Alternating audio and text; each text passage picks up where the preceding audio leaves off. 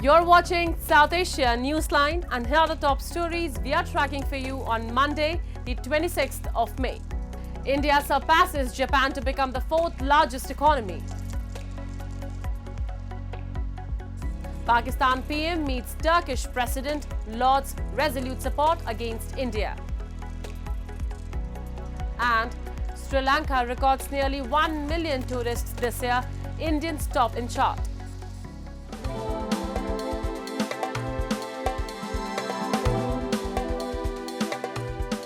And now for all the details. India has achieved a major economic milestone, surpassing Japan to become the world's fourth largest economy. This marks a significant leap in India's global standing, with projections placing it in the top 3 within the next 3 years. We have a report.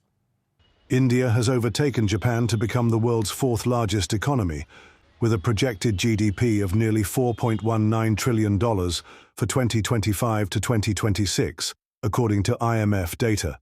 Niti Aayog CEO B.V.R. Subramaniam confirmed the milestone this past weekend, adding that only the US, China and Germany are ahead.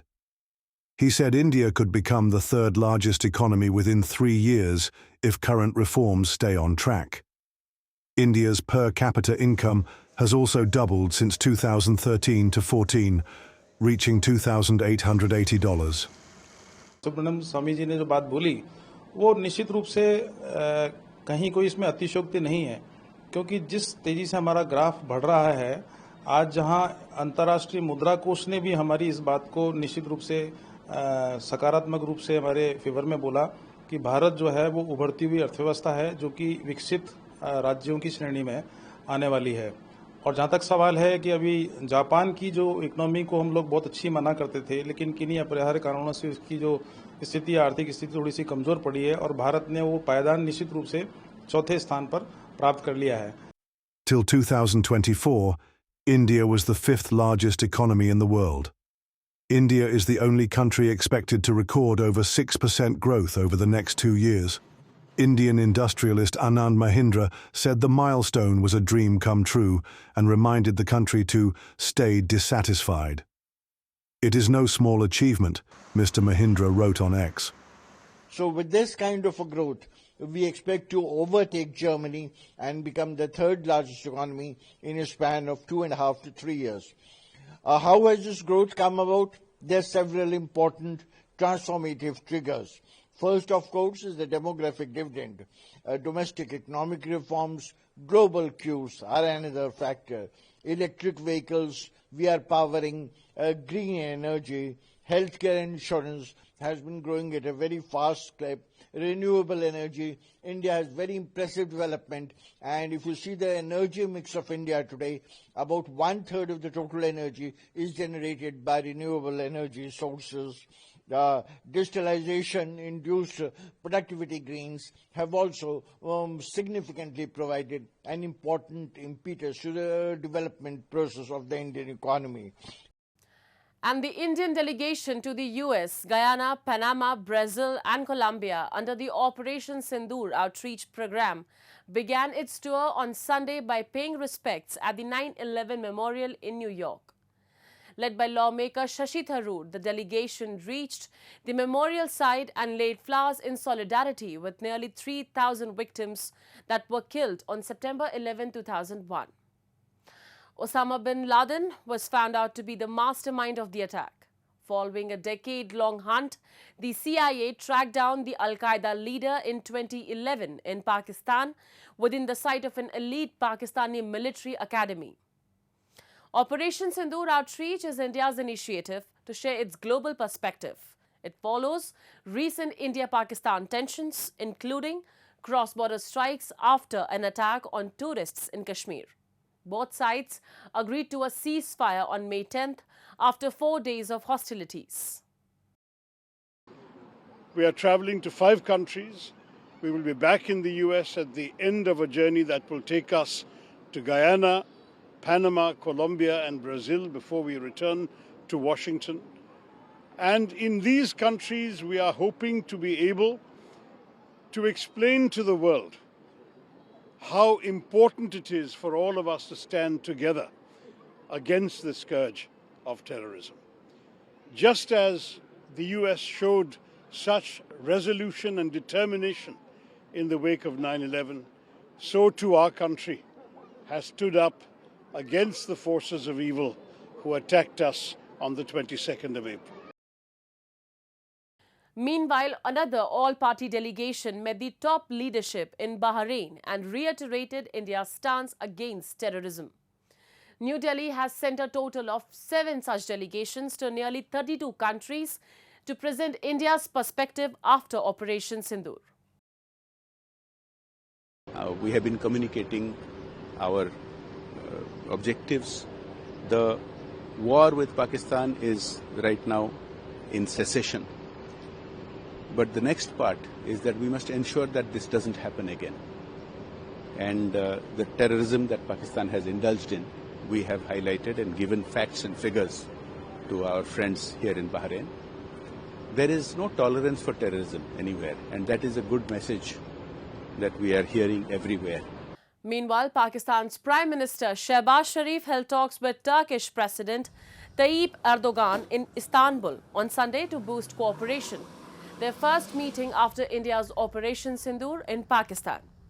Relations between India and Turkey have soured after Turkey extended its support to Pakistan by condemning India's strikes on terror camps in Pakistan as part of its Operation Sindoor and faced backlash from Indians who initiated to boycott Turkish products and travelling to Turkey.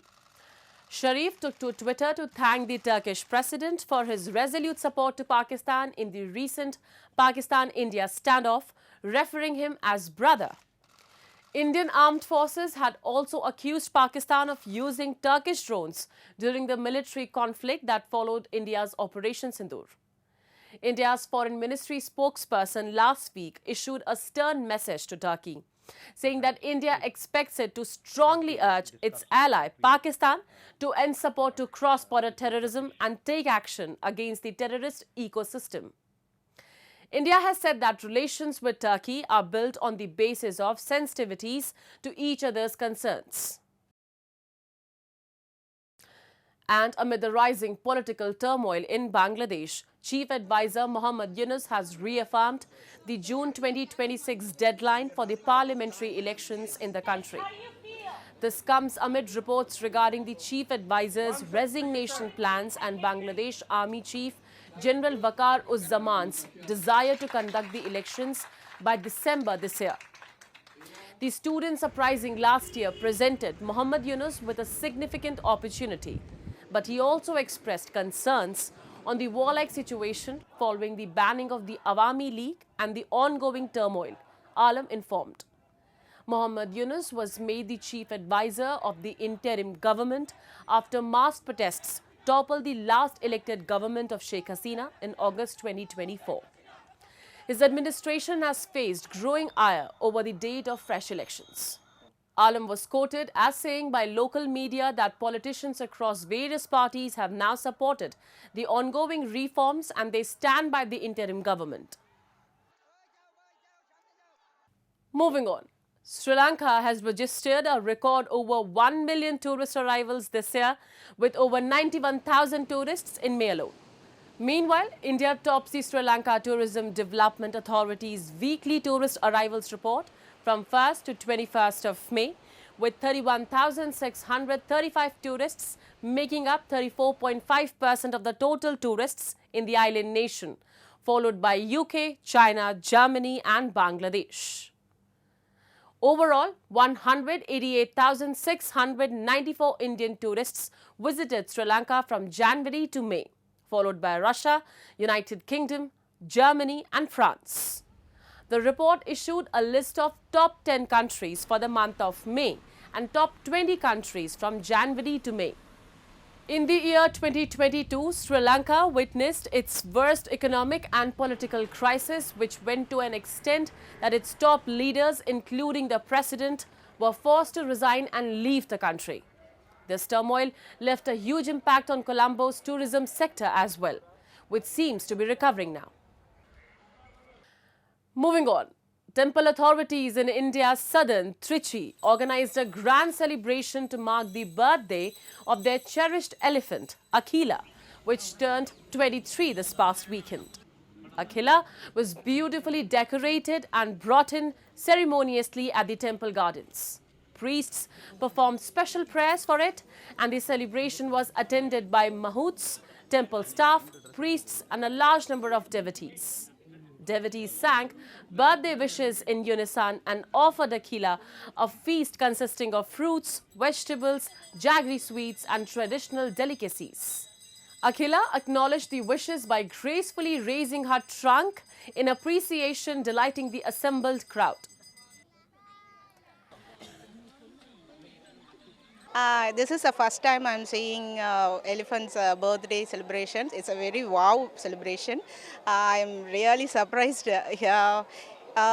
She very exciting to receive our wishes and everything. So I'm very glad, and I'm pray to God to very healthy and happy to Akhila. Yesterday also my birthday, so I thought some connection is there between me and Akhila. So I came to saw how the celebration is going on. I came here at 4 o'clock. Akhila is all ready, well set, decorated. She's ready to go into. I think she's going to cut the cake. So we came to saw that, and she ate some fruits, and also some puja is there, and now she's taking bath. Elephants are an important part of Indian culture and are often seen during festivals and processions in the country's south. They are also used in the north and west as tourist attractions at several forts and palaces. That's all in tonight's edition. We will see you same time tomorrow. Good night.